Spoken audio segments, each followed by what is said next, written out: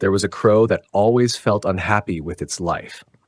It thought that no one loved it, that people always shooed it away whenever they saw it. No one gave it food, and it felt despised. In its despair, the crow believed that death was better than living such a miserable life. One day the crow sat on a tree branch and began to cry. Its tears fell onto a philosopher who was meditating beneath the tree. The philosopher looked up, saw the crying crow, and asked, "Why are you so miserable?" The crow lamented, "Wise one, I am so disheartened with my life. No one loves me, everyone drives me away. I feel completely useless." Hearing this, the philosopher felt compassion and said, "O crow, we must learn to be happy with what we have." But the crow could not understand the philosopher's words and continued to weep. The philosopher then asked, "If you could change, what kind of bird would you want to be?" Without hesitation, the crow replied, "If I could, I would become a swan. Swans have beautiful white feathers and are adored by humans." The philosopher smiled and said, "Very well, but before I help you, go and ask the swan if it is truly happy." With newfound hope, the crow eagerly flew off in search of the swan, unaware that this journey would lead it to a profound lesson about happiness. The crow joyfully arrived at a lake where it saw a swan gracefully swimming on the water. The swan's pure white feathers reflected on the clear blue surface, making the crow think that this must be the happiest bird in the world.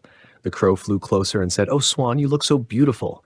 Your feathers are as white as snow, and everyone adores you. Surely, you must be the happiest bird alive."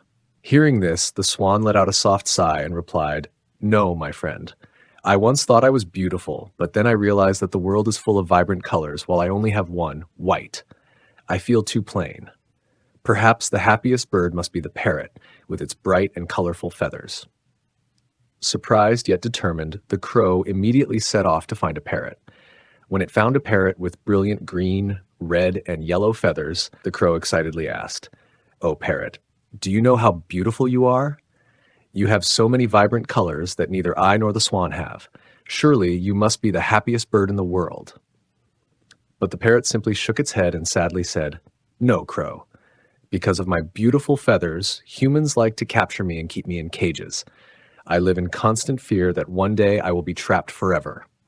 I believe that the happiest bird must be the peacock, as it is even more magnificent than I am." The crow continued its journey in search of the answer. It flew to find a peacock and finally saw one in a zoo. The crow noticed that many people were gathered around, admiring the peacock's beauty. When the crowd left, the crow approached and said, "Oh, peacock, do you know that most beautiful bird, everyone wants to admire you. Surely you must be the happiest bird in the world." But the peacock let out a deep sigh and replied, "My beauty is precisely the reason why I am locked in this cage for life. I have lost the freedom that you still possess. If I could choose, I would wish to be a crow, because you are the only bird that is never kept in a cage." Hearing this, the crow was stunned and speechless. It couldn't believe that the very bird it once despised was seen as a symbol of freedom by others. All this time, the crow had wished to be another bird, but now it realized that it already possessed something invaluable: freedom. Slowly, the crow flew back to the philosopher with a completely different mindset. When it saw the philosopher again, it no longer cried, but instead, its eyes shone with newfound wisdom. The philosopher smiled gently and asked, Do you still wish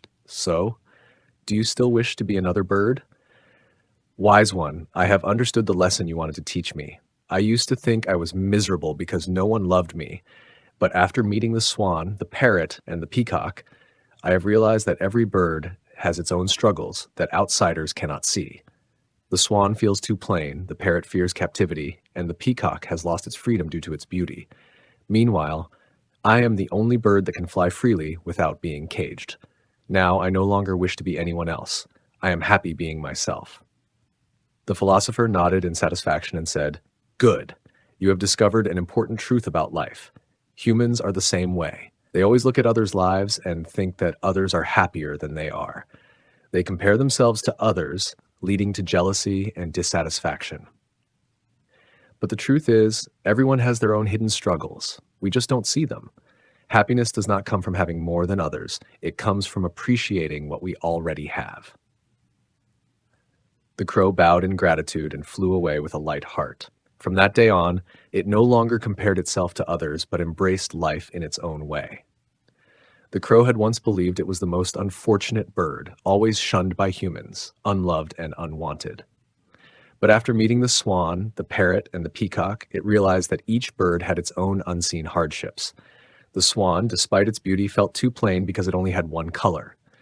The parrot, despite its vibrant feathers, feared being captured and caged. The peacock, admired by all, had lost its freedom because of its own beauty. Meanwhile, the crow was the only bird that could fly anywhere, never confined by a cage. Called the days when it used to complain about its fate, longing to be another bird, never realizing the value of its own existence. Now, the crow had learned an important lesson. Happiness is not about having everything, but about appreciating what we already have. It no longer envied any other bird. Instead, it embraced its freedom, soaring through the vast sky with gratitude and true joy. The crow's story is also a lesson for humans. We often compare ourselves to others, thinking they are luckier, wealthier, or happier than we are. But the truth is, everyone has their own unseen struggles. If we fail to appreciate what we have, we will always chase an illusion of happiness that we can never attain. Therefore, instead of wishing for someone else's life, learn to love and be grateful for your own. True happiness comes not from having everything, but from being content with what we already have.